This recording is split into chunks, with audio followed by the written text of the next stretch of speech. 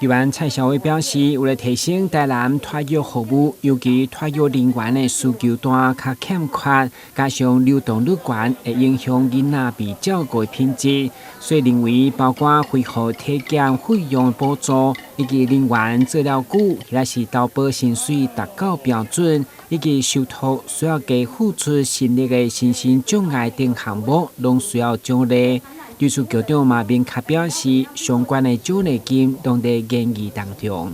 所谓我们托育人员的一个奖励金，包含9任奖金。我一直说，每个县市都是非常竞争的。9任奖金这一件事情，是针对于愿意在我们台南市照顾我们台南市的小孩子，他愿意继续留在我们的这个托育园区里面来照顾我们的小孩子，这样子的一个9任奖金给予的奖助，其实就像我们各位公务人员也有所谓的一个9任的一个奖金，绩优的一个奖金可以补助，可以奖励嘛。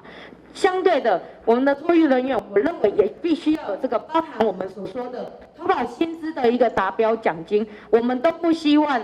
他的薪水是这个低报薪水的部分，然后去投保。我们的奖励金跟9任金呢，我们已经是在研议办理当中。所以如果可以的话呢，其他的一些相关福利为了提升我们的托育的人员品质呢，是会再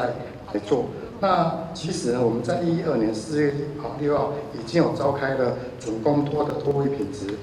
奖励申请作业要点，这一个呢里面呢是有中央补助的经费。另外，托婴中心为了通过社会局的评鉴，拢需要开真济人力甲资源来准备。根据议员表示，其他各县市拢有提供相关的评鉴奖金予托婴中心，所以议会嘛争取台南要有评鉴的奖金。台南新闻，阮是林英根采访报道。